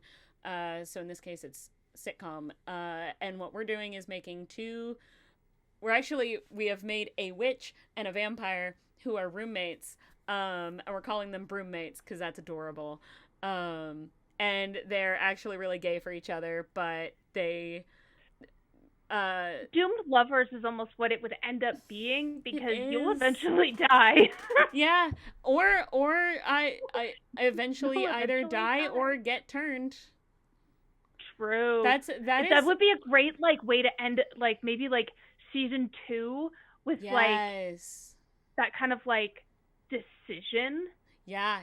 What you'll pick or not. I think here's what I think would happen if we're talking sitcom, right? Let's say there's We'll go the I don't know if you've watched Community. It's my favorite show of all time. Oh, yes. I'm obsessed with Community. We'll go 6 seasons in a movie, right? So, season 1, the whole conflict is, oh my god, they are nitpicking and they're constantly annoying each other, and you think that they're they just can't get along, and that's the hijinks, is that they are so at each other all the time, but they're locked in a lease, and so blah blah blah. End of season 1 is the lease is almost up. And they have to decide if they're going to move out, and both of them are trying to find excuses as to why they can't, break the lease. Even though they're both rich as hell. Yeah, they're both rich as hell. One of them is a Nepo baby. The other one is hundreds of years old. And so they both, could get their own places and be fine. Probably Ellie has property. She probably has her own, sure. In another country somewhere. But... Ellie and Morgan, they keep finding excuses as to why they should renew the lease, even though they, quote unquote, hate each other. It's a really nice area. And also, yes, I think they are aware of each other's, magic. It becomes pretty clear. My character is a witch. She can be that's a vampire. And your character is that bitch has magic, even though she looks like she's faking magic. It's, yeah. And so it becomes very clear, so it does become kind of a, if you've ever seen the show Being Human, it becomes a, kind of so good. I am naming some top tier fucking inspo material good in this. shows. Good shows. But, so yeah, season 1 is, the conflict is they just fucking annoy each other, and they're constantly nitpicking, they're constantly at each other. Pulling pranks. Yes. End of season 1 is, the lease is almost up, so I guess we don't have to live with each other anymore. And so it's final episode is them coming up with excuses as to why, or trying to sabotage the other person because they're trying to call the other one's bluff, and being I guess I'll go and find another place to live. So they're trying to sabotage future living situations, and that becomes the real hijinks until it comes to a head where it's no, I actually I think my character confesses to having a big crush. First couple of episodes of so the cliffhanger of season 1 is that one of them does move out. So first couple of episodes of season 2 is them living separately and then somehow deciding to come back and live together again. And it's it's that hate watching too, where it's something really big change Yes. happens. You're like, I Yeah. don't like this. I'm gonna quit watching the show. And then the next episode, they finally like get back together, and the dynamic is the same. And you're like, finally. That's how I felt with some of the Yes. episodes of Castle, Yeah. where they Yeah. would Yeah. like completely change the dynamic, or like she went off to the FBI for a while, and I was like, I hate this. Yeah. Can we just go back to what works? Because that happens in Community sometimes, where they'll like end the season on this weird thing where it's like the study group like breaks up, and then you see them all have their own thing, and then by the end of like the first episode of the next season, they're back in the study room, you know. So yeah, I think it's like a situation like that. Then season 2 becomes still the same kind of hijinks at each other, but with this underlying tension of trying to avoid each other, because it's like, you know, Morgan like confessed that she had feelings, and now it's awkward, and now it's weird, and like that becomes like the overarching like problem. Because we know Ellie feels the same, but probably isn't, but won't like outwardly reciprocate it. Yeah. So the awkward hijinks is Ellie trying to pretend like she doesn't reciprocate the feelings, probably going and talking to the other like immortals and like and then she did this, and she's so cute when she has to do that like thing with her hair, and it's just like, girl, go kiss her. Ariana's sitting there on the couch like, what is wrong with you? yeah, exactly. So end of season 2 would be her confessing back. Yeah. Right? Season 3 is them actually being together. It's very cute. You think that this is like happy ending, but then like little things start getting in the way. And short-term like breakup. Yes. Oh, they always have one of those. No, the big like overarching conflict of season 3 is one of Ellie's exes from like 100 years ago comes shows back. Up. And she thinks that this ex was like long gone because she like grew up, but no, she is a little bit older, but she got turned. So now she's a vampire, and now there's this like jealousy thing going on. There's this interesting like, oh my god, I can't believe you're back. I also can't believe that you're immortal. I think the ex is not a like pick me and not trying to steal her back. I think she's genuinely nice and genuinely likes Morgan. And but the audience won't like them because they want these two to specifically be together, but then there's like this close bond, friendship, and flirtation with these other two. So it's like, I hate you, but I love you, but I hate you. Yeah. But I want these two to be together. But yes, but then it becomes... And so by the end of the season, like, they do break up, and everyone thinks, the plot twist is everyone thinks that it's because Ellie got back together with the ex, and she's leaving to go be with the ex. But season 4 is the ex... we show the conversation that wasn't seen, and it's I love those. Yes, and it's the ex telling Ellie like, I don't want to be with you. I see how you look at Morgan. I want you to be with this other girl, but understand like, you broke up with me for the same reason that you don't want to be with her. You're going to have to make... And she's so mature, and she's so kind. And it's like one of those things where it's like, why are you so beautiful and so nice and so kind? Go fuck yourself. It's like unfair. Like, fuck yourself. Like, how dare you be that perfect? But you end up really liking her, and she's like, I like Morgan. I want to be her friend. She seems really sweet and really nice, and like is, you know, something like that. And so then it becomes Ellie like breaking up because she is not because she wanted to be with because the she ex. is in love with her, but wants to protect her from her and herself from immortal and death. Yes. Like, and so there becomes a whole like thing, like it is like half the season where the entire audience fucking hates this in season 4, where Ellie is just moping. And everyone, even the other characters, even Ellie's friends are like, bitch, get up! Go get your girl. Like, what the hell? I think running to each other in the rain at night and then cut before they make contact. That's the end of season 4. Brutal. That's the end of season 4 is them getting back together. And it's that, or no, that's like mid season 4. is like not end of season, but that's mid season 4 because is them the finally end of getting back season together. 4 could be the decision of but if Morgan is going to pick, or at least the start of the discussion. Hear me out. Okay. End of season 4 is they're trying to decide, and they are having these like arguments. They keep going back and forth. Morgan wants to be turned. She's like, I'm fine with being immortal, blah blah blah. And trying to convince her otherwise. Yes. And Ellie is saying, I don't want to do that to you. You deserve this. It does the whole very like Edward Twilight thing of like, you deserve to live a normal human life. We all know the vampire romance like conflict, right? So that's most of like the second half of season 4. The end of season 4 though, it ends with her mom, like Morgan's mom, the skincare line woman, coming to the show. People just now joining, being like, where'd the skincare line come from? Oh, yeah. So, okay, Morgan... Our own personal obsessions with skincare made it into the show. Yes, yeah, we are obsessed with skincare, and Morgan is a little hippie bitch who is actually a generational witch. She comes from a long line, and her mother owns a skincare brand, owns a skincare line. Ellie steals it all the time, even though she can 100% afford it. Yeah, it's like, what the fuck?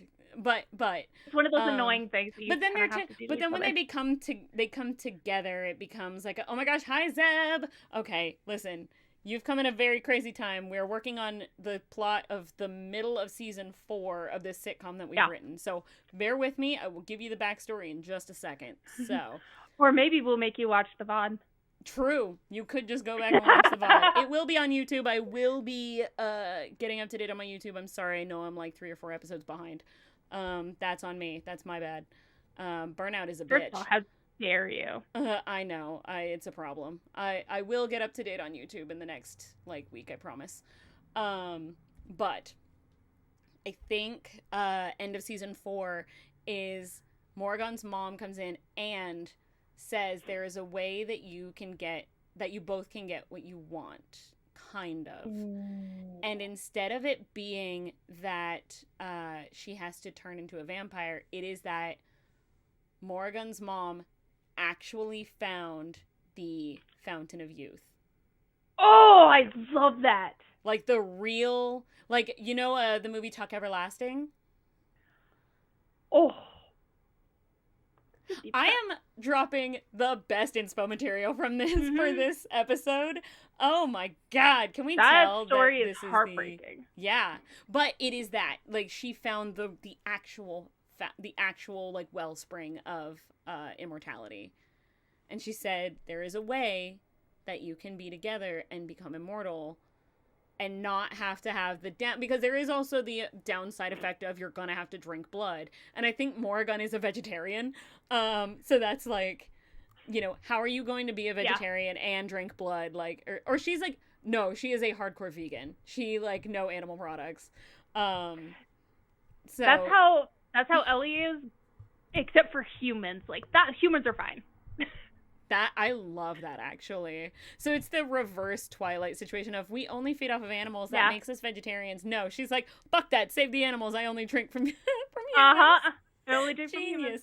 But I feel like she also only drinks from consenting humans. Yeah, she it's makes kind of sure like, to like. There's a schedule of like. She has a roster. As a roster, and these people are like, oh yeah. It's my turn to donate blood. Unchill, That's what they like put in their calendars is blood donation, but it's really blood. donating That's to so Ellie. funny. I love it. That's so good. Oh, and that is another like added like conflict is Ellie refuses to bite Morgan. She refuses to drink blood from Morgan. And Morgan is like, bite me! What is the point of dating a vampire if we can't get kinky? Let's go! I'm sorry. I said that very loudly. Calm down. I said that very loudly. I'm pretty sure. Calm the fuck down. Pretty sure my house heard that. To be fair, if Deanna heard that, she would go, "You're so right." Yeah. You're not wrong. But it's true, right? Like, what's the point of being a vampire if you're not gonna fucking bite me? Yeah. So, and yeah, no, she says that, and Ellie's like. Like, oh my god. My housemates heard that. If I didn't have headphones on, I think my husband, like a floor below me, would be like, "What is kinky?" I knew that. Tell me more. I knew my housemate would be in chat. I knew you fucking heard that. So funny. Am I wrong? Do you agree? No. Yes. Yeah. I'm waiting for Puppet D to agree with me in chat. Anyway, so we're gonna move on from that. Thank you. I get the agreement. So we're moving on from that outburst. But I think like that is one like underlying conflict too of like, why won't you let me? You're letting these other random people that you are in your like roster. You're letting these people. I've known like, them for tens of years. Yeah. It's fine. But for her, like for Morgan, like that feels like a level of intimacy that she wants to get to. And that there is like a block somewhere in the relationship where she's like, I want to have probably, that like feeling and that has trust. kind of forgotten that can be a form of intimacy. Yeah. And I think she's just kind of like, what are you talking about? This is literally just like food. Yeah. But I mean, I think maybe the humans that get like that are donating blood, like there is a feeling. I think there's a like almost like Euphoria. a venom. Yeah, it is almost like a venom type of situation, but it's not a like vampire venom like a snake bite thing. Like that's not how you turn.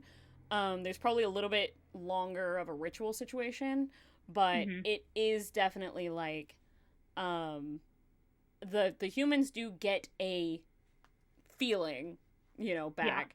So there is that is like the intimacy aspect of it that that she gets into. And so that's why like Morgan really is like, she gets like offended. She gets hurt. She like thinks like, you want to do all the normal coupley things with me. Why can't we have this level of our relationship too? Yeah. I wonder if like Ellie would have had like a bad like situation in the past where maybe like she accidentally like, I was gonna say maybe and she killed them. Yeah, it was like she was in a relationship. She had like a roommate situation in the Victorian era when she was turned, and she ended up like, her girlfriend at the time was like, hey, you know, if you need blood, like you can drink from me, but she ends up taking too much and killing her. And that's why she's like, so that's, there can be like, let's go to therapy, and we gotta have that storyline. There becomes a whole, there is a vampire therapist. I was gonna say, there is like a supernatural couples therapist who is a normal human but specializes in paranormal relationships. Yeah, that's so. There's not like part of like Wednesday Addams season 2. Yeah, there's not. There's not monster hunters in this story. There are monster therapists. Oh yeah. That's an interesting thought too, though. Is this a world in which vampires and these like creatures are well known to humans, or are they still hidden? I would think that they'd be well known. Yeah, I think it's like they're not like a rare thing. It's just kind of like they're there. Okay, so it's almost like a True Blood situation where it's like they live just among people and it's a normal thing. Yeah. Okay, so it's not like they would have to like. Because I was thinking if it was like a hidden thing, it'd be interesting if one of the excuses they had for being, for trying to stay together, like in the house, like at the end of season 1, would be like, oh, well, you know, I'm one of the only humans that knows you're a vampire, and you're the only one who knows that I have real, like, witchcraft, and not just this, like, crystal bitch stuff. So we can, like, help each other keep our secrets and, like, that kind of thing. But, yeah, I like the idea of it being, like, this is just a world in which vampires and werewolves, and I like this shit's normal. I like that. That's fun. So then it becomes... end of season 4, I think, would be the mom showing up and saying, you can be immortal. You can't... Because I think she... Like, while Ellie is, like, moping and sad after they, like, broke up to all of her friends... Morgan is absolutely calling her mom with like a tub of ice cream, crying, like, and she broke up with me, and just sobbing, and I don't know why. And I think Ellie would be like hiding the real reason. Yes, and she's like, I thought that things were going so well. She pretends that she broke up with Morgan for the ex. Like, she says she broke up with it for the ex instead of like, meanwhile the ex is like, no, we broke up. Like, we're not, we can be friends, but we are exes for a reason. Oh, exactly. God. Yeah. Okay. This is fun. Okay, so then season 5. Intro to season 5 is that conflict of like, it's not even a conflict. Like, to Morrigan, it's like, oh, this is like all of our problems solved. I just have to go to this fountain and like drink from this wellspring that my mom fucking found. It could be one of those things where like they go on like the adventure to like actually do it, but when maybe she gets there, she's kind of like a like Morgan has like this like confusion, like, okay, now this is actually real. Should I actually do it or not? Yeah. Oh, yeah. So this becomes the one season that is like the off location where it's like they really have like a bigger they have a bigger budget now, so they get to like go other places and like have episodes where they go on this like adventure and they get to the fountain. And I think the fountain is guarded by like it very like Tuck Everlasting, like it is guarded by this person or this family that all drank from the well, and they are older than Ellie. They are older than like they're older than even the vampires that Ellie know. Like they have been around centuries. Like they're fucking older than Jesus, you know what I mean? What would be really interesting is if it is actually a location, like if they are like generation, like centuries and centuries old, if it's actually on like a native reservation, and that gives like the story really interesting way to like find like introduce other like cultures, like introduce like a new supernatural, really, like, but like look into things. look into some local or some different like tribes. Find like whoever has like a tribe that has a fountain of youth or fountain of immortality type of like legend or lore, and really, but then also, and this is for story writers, talk to the fucking people that you are taking the culture from. Like, do your research, get writers and get creators from that tribe to actually like get into it and be like, yeah, how can we make this into a real supernatural story and bring this legend and this lore to life in this way. And I think that could be really interesting, is if they find it not in some like, you know, Twilight ass Pacific Northwest forest or whatever. I mean, maybe, but like go onto like, you know, see if you can go into like a reservation and talk to people and have them like be like talk to the tribe and have that story be the big portion of lore in this season. And so by the end of it, it becomes a thing of like, there is a conflict of like, why should we let you do this? They have to kind of plead their case, and she's like, I'm doing this because I'm in love with a vampire and I don't want to have to grow old and have her fucking mourn me, and I also don't want her to see me when I'm old and wrinkly and gross. Like, that's her whole thing. She like, and then they probably ask, they're like, okay, if you're doing this for her, why are you doing it for yourself? So it kind of like force you to shift your perspective. Like, see, like, now that is where it gets interesting, because in vampire romance you never get that. The concept, the story is always to be I'm with doing this it other for person. this person. Yeah. And I think she has to do like a whole like fully, she goes down like ayahuasca territory of like a whole like spiritual fucking deep dive. But she like goes in, I think it would be really interesting to see she goes into like a meditative trance where she is from generations of witchcraft and of magic and of this deep rooted like energy. So she sees like the spirit of her grandmother and then her great grandmother, and it goes back generations, and she finds like the spirits of her real like ancestors who tapped into these elemental powers, and has to have a heart to heart with them and come into this understanding of like, what could happen to my magic, what could happen to me as a witch and as someone who has tapped into these elemental powers, if I am someone who cannot age and go with the natural cycles, because this kind of magic goes against the generations of witchcraft practice. And it goes against this like innate ability within her, which is supposed to be in tune with the natural cycles of life and death. I do think that she still at the end decides to drink it. especially because I think she would also have like a shift in perspective of the natural order, whereas she's like, I can guide things to continue with the natural order. I can be that guide. What if when she comes out of it and after she drinks from the fountain, she gains a new magical ability and she becomes a medium? Oh. And she becomes, I like that. And then it turns into she becomes a medium where now it's like I see dead people. But she uses that. I think there's a show called Medium that is like she like speaks to. It's almost like one of those like cop drama shows, but she uses her ability to talk to like murder victims or people who have died in order to help, like, one, bring justice, but also guide them to the light. So I think season 6 is her navigating. I think Ellie, though, would make a joke when you say, like, I'm seeing, like, dead people, and Ellie's just like, I know, I'm right here. Yes. Oh, okay, hear me out. My friends are in the room. We're going 6 seasons in a movie, right? Hear me out on this. Season 4 ends with her drinking the water. And this is season 5.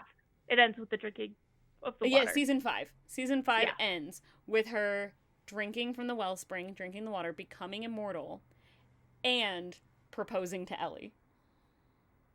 Oh. It ends before Ellie answers, because cliffhanger. Or do we think we should subvert expectations and Ellie's the one who proposes? Yes. You mostly see Morgan chasing after Ellie, but now it's Ellie's turn to really show how because to it's like, you have now shown like you are in this for not the long haul, but like the long haul. And so so when she drinks it, she like, they get back to the apartment, they fly back, and Ellie proposes in the apartment.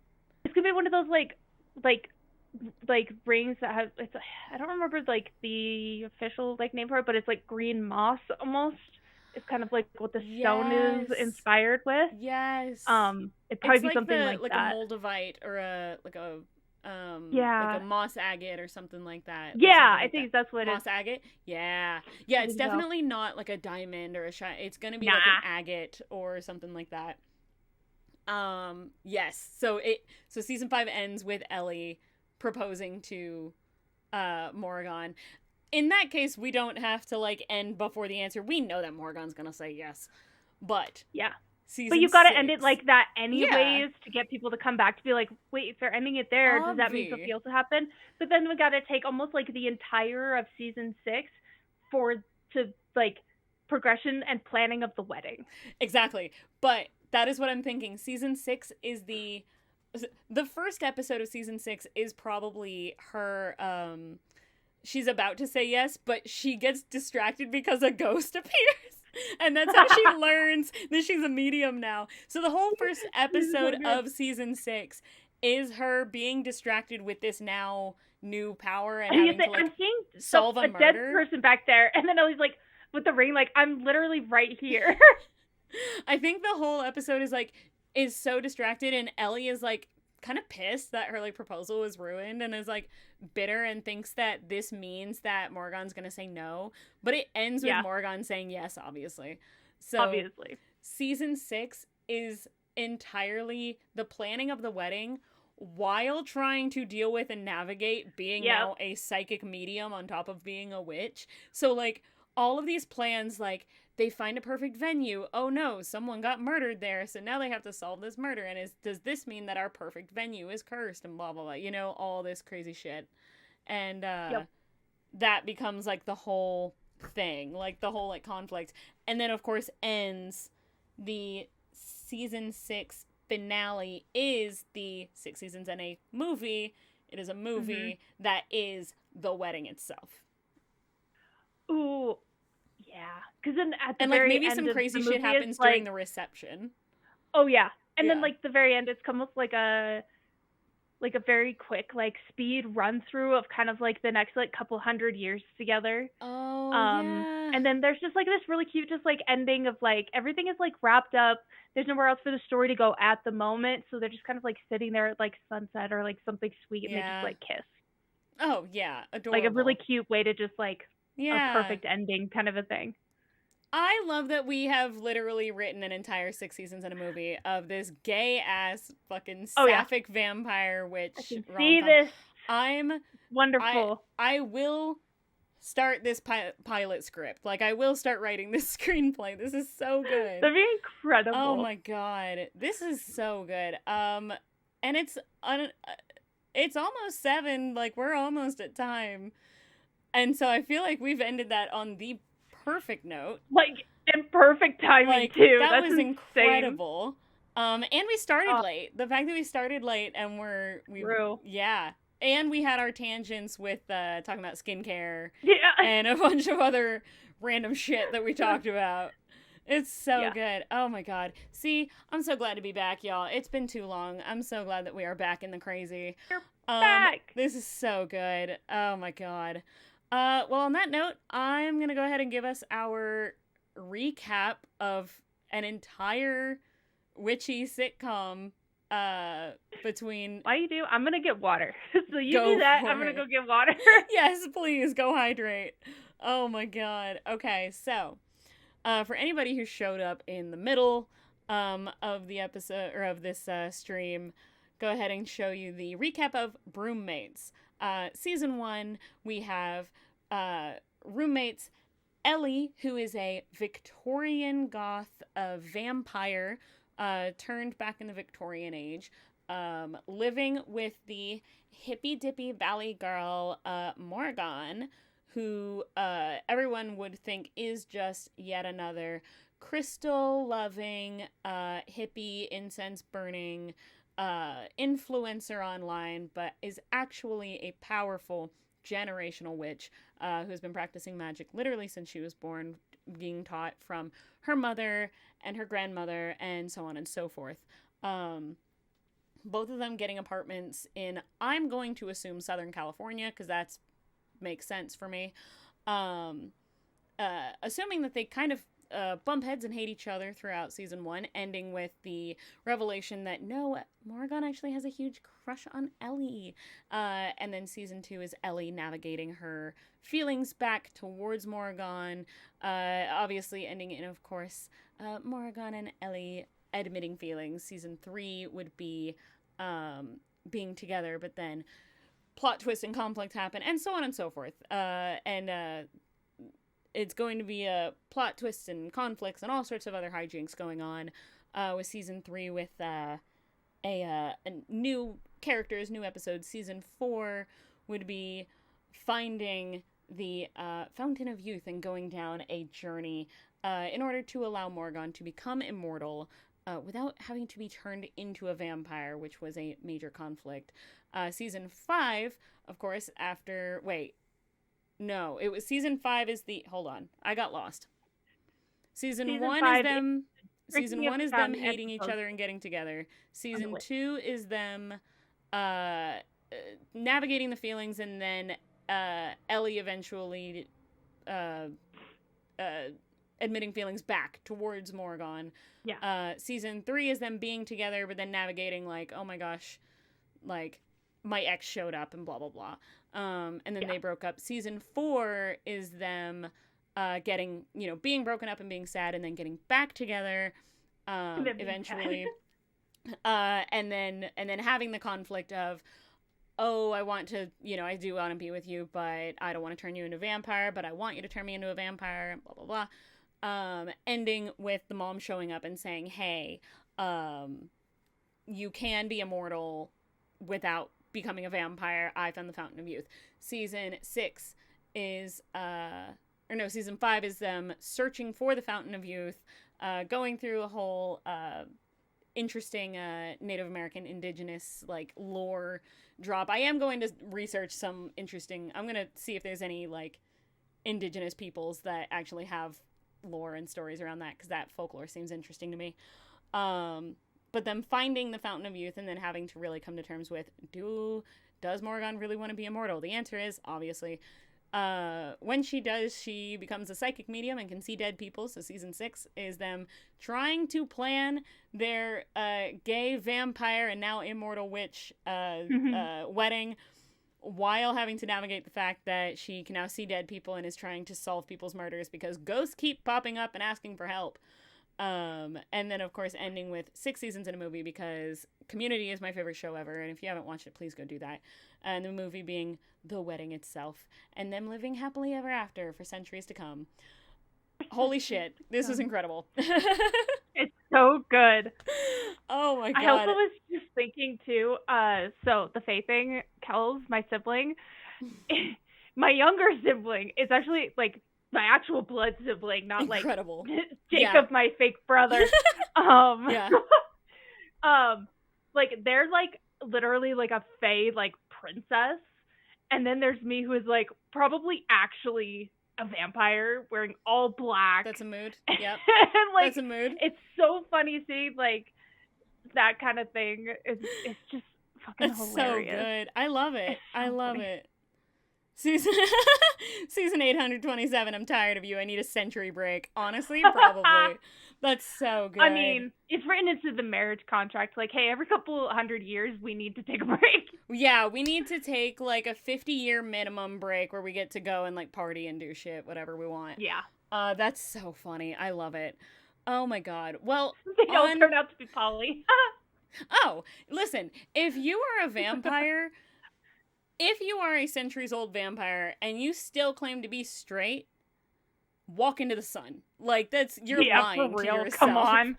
If you haven't tried, like, if you are a vampire and you're not a little bit fruity, are you really a vampire? No. Exactly.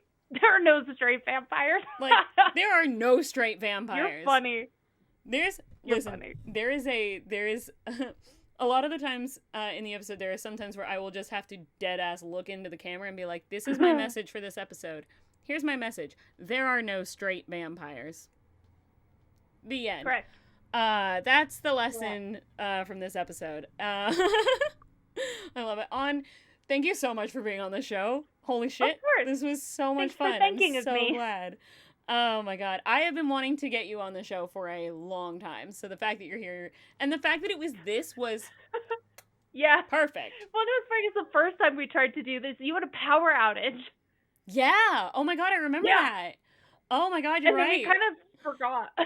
Yeah, and then life happened, and then I think it was before Castleton. I think it was, or it was like during. Yeah. It might have been during Castleton or something. I don't know. Crazy shit was going on. Something.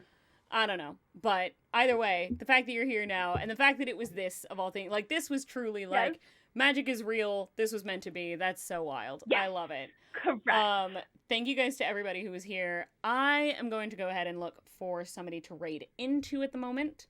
And while I do that, plug your shit. Tell people, where can people find you? Yeah, my name is On, also known as Anduin. If that sounds familiar, it's because it is. It's based off the River Anduin from The Lord of the Rings.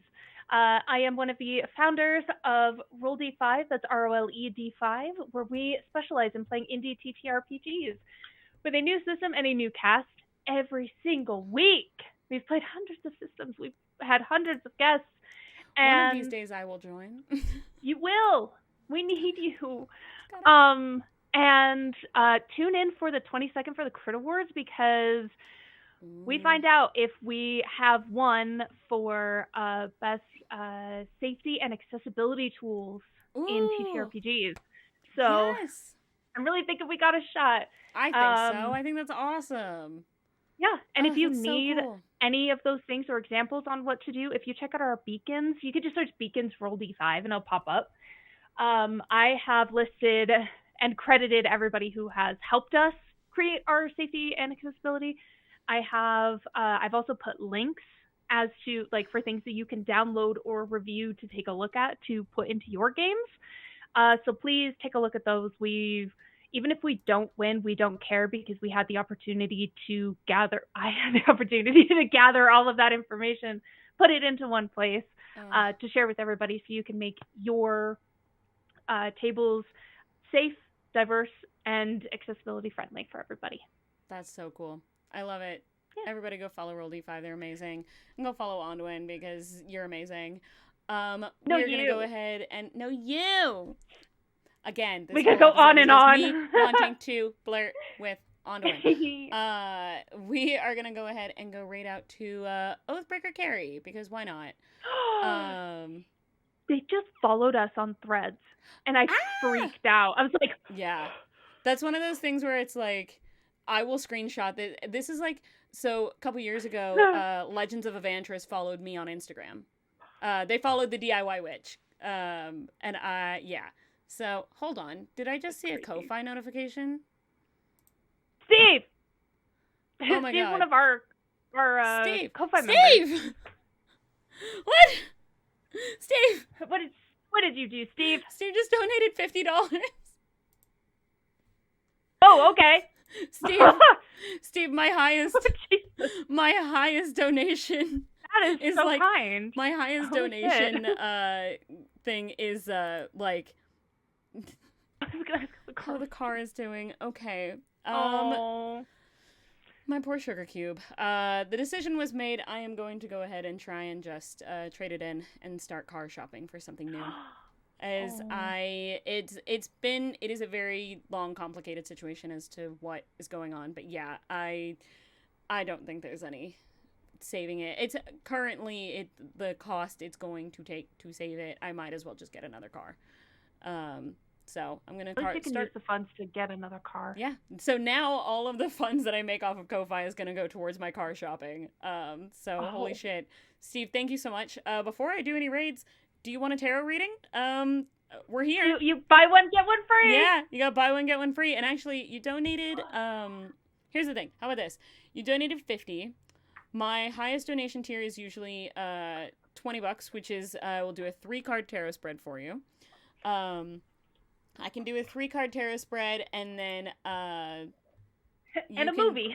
I was gonna say, and On will do 1, and I can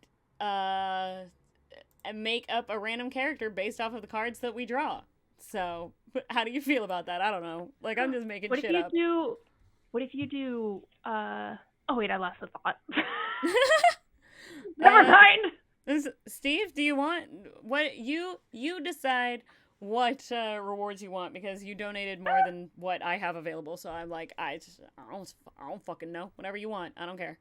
Like, I'll do something. Shuffle these cards. Why are the cards always so big? And I have. So this is why big hands. I'm good with whatever you were wrapping up. How about we do this? I will do, because we are about to wrap up. And I'll be honest, I'm hungry and I want to have dinner.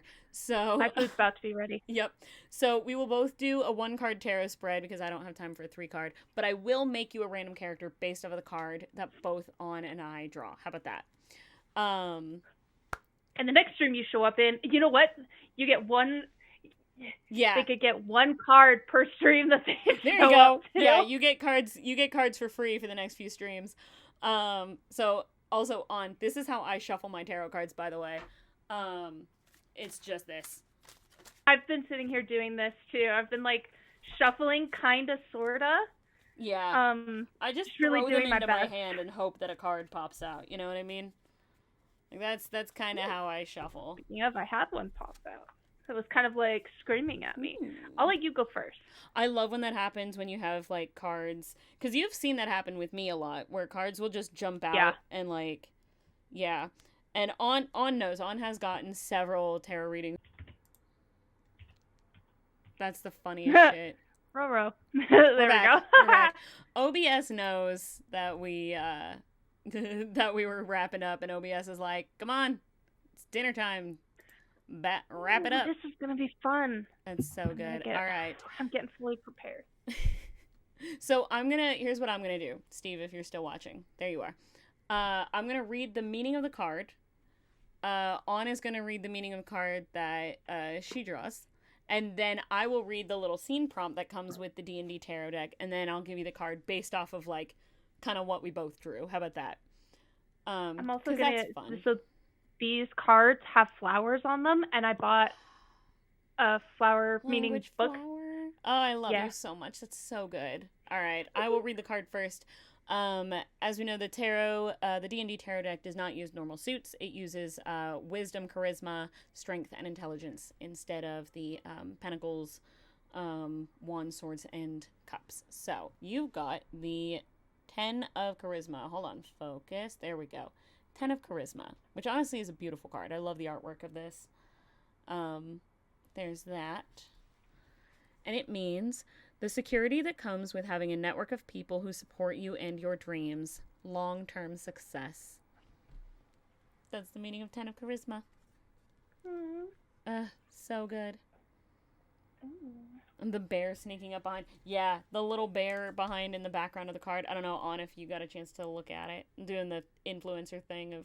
Oh, how cute. Well, it's because you got to get it to focus. Yeah. I have to do that to myself sometimes where I, like, lock into the screen. I'm like, don't focus on my background. Focus on my face. There we go. Yep. The intended goal is streaming down the road. Yes, absolutely, Steve. Yeah. Having a good, like, you know, network of people is crucial to streaming. I'm very, very lucky that I decided to start streaming, you know, mid Castleton, because that actually got me, like, really, really, it got me a good, like, good little chunk of friends, a good little chunk of people to hang out with. So, let me know when you have a card on.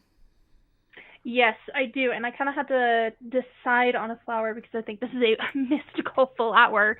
What's the name that of the is flower? at least I don't know, because I think the flower itself on the card might actually be kind of like a mix of a couple different ones, but Interesting.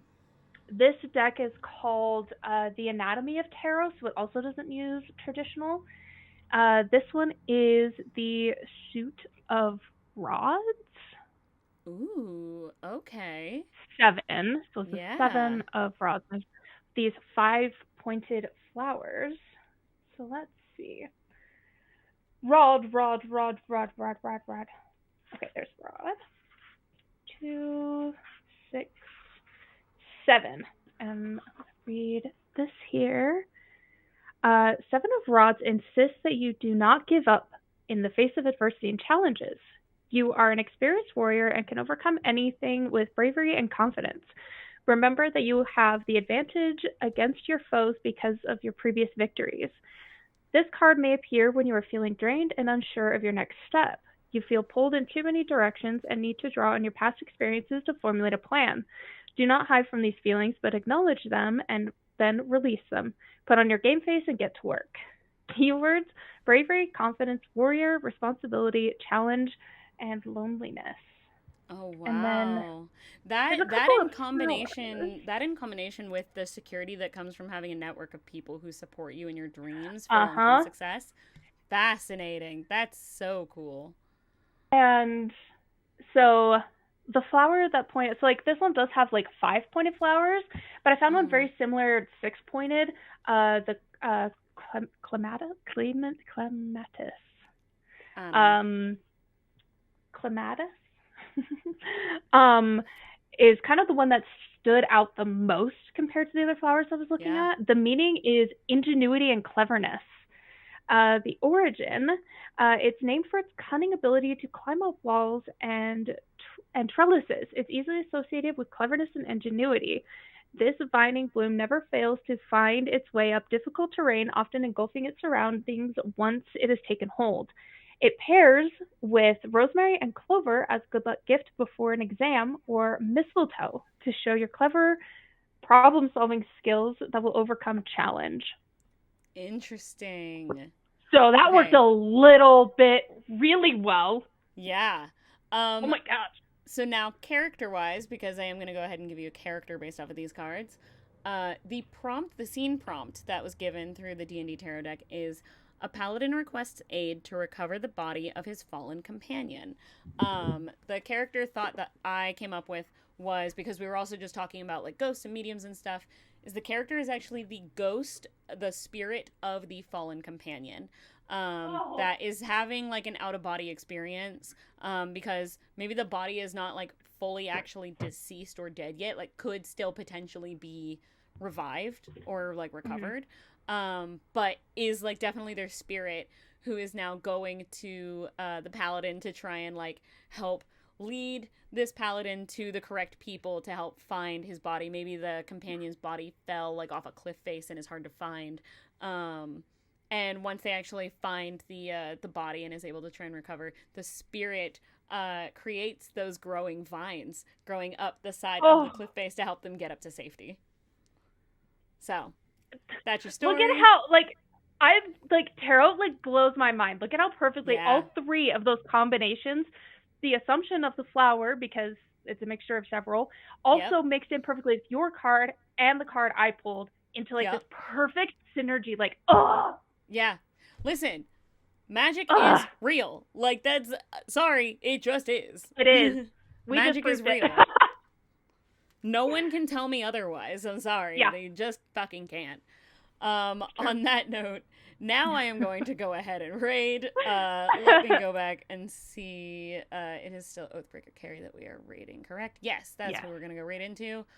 I'm going to go ahead and get started. As you all know, I've been Savannah. You're going to find me here every Sunday, 5 p.m. Pacific Standard Time. I will be back next week, and hopefully I won't have the promo post coming up the same day as the episode, so you'll see who's going to be there in the next couple days. And check out Roll D5's VOD coming up in the next 2 days, where my cast was given the challenge to make me cry.